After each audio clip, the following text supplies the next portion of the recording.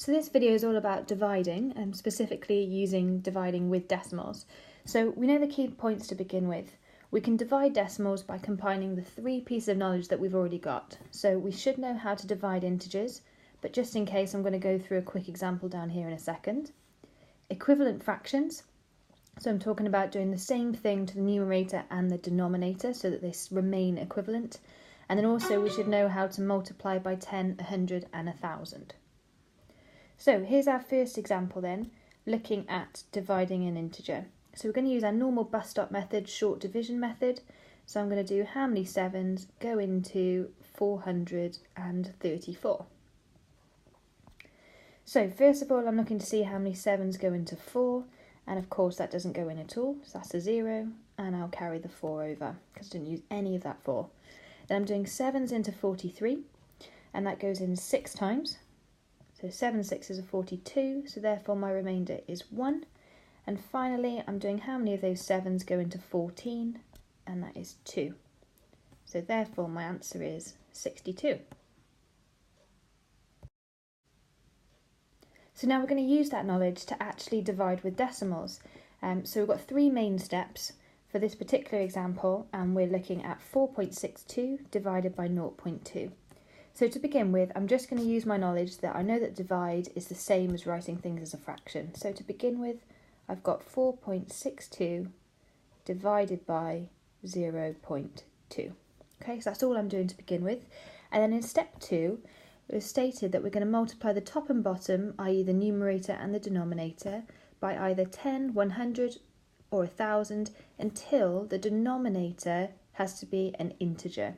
So at the moment at 0.2 it's not an integer, but if I times by 10, my decimal point will move here, making it 2 as a denominator, so therefore it will be an integer. So my 4.62 over 0.2 is going to become 46.2 over 2, simply because I've multiplied everything by 10 on both the bottom and on the top. It's not a problem about my numerator still being a decimal, that's fine, as long as my denominator is an integer. And now that I've got that, I can go on to step 3 and actually do my division. So I'm doing 2s into 46.2. So 2s into 4 fit in twice, no remainder. 2s into 6 3 times. 2s into 2 1, and matching up the decimal point position. So in total it's 23.1. Now there's no need for any change to the final answer at this stage because everything we've done along the way, division is a fraction, that's equal, it's exactly the same question. I've made an equivalent fraction by doing same to top and bottom, so this is still the same calculation just written in a different way, and so therefore this is just our final answer and we leave it at that. So this is the second example. I'm going to follow the same 3 steps that we did last time and see if you can go ahead, perhaps pause the video and then check back, make sure you're doing okay. So step 1 is just writing it as a fraction, 0.783 over 0.9. And then we're looking at what do we need to times the denominator by, and just 10 will do it again in this case. So timesing top and bottom by 10, so 0.783 over 0.9, top and bottom times by 10 gives me 7.83 over 9. Remembering that when we times by 10, of course, we just move our decimal point once to the right. So 7.83 for the top, 9 with the invisible decimal point after it for the denominator. Finally then, we're doing our bus stop. 9s into 7.83. So 9s into 7 don't fit. Decimal point lines up. All of that 7 moves over because none of it was used. 9s into 78 go 8 times because 9 8s is 72, which means my remainder is 6. And then 9s into 63 is 7 times.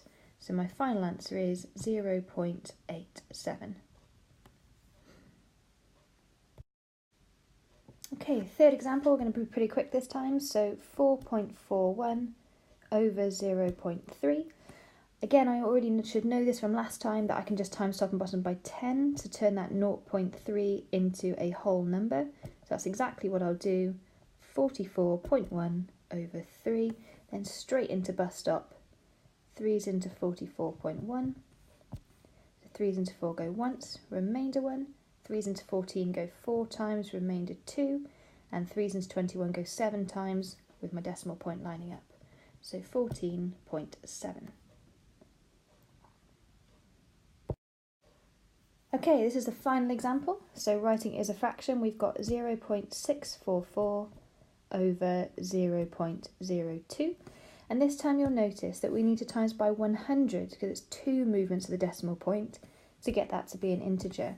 So this time we're going to write that 0.644 divided by 0.02, which is the original question, that's got to be times by 100 top and bottom. So 2 hops at the decimal point gets me to 64.4, and that's going to be divided by 2. Then we go into our bus stop, 64.4. 2's into 6 go 3 times, 2's into 4 twice, and line up the decimal. So final answer is 32.2. And that's it.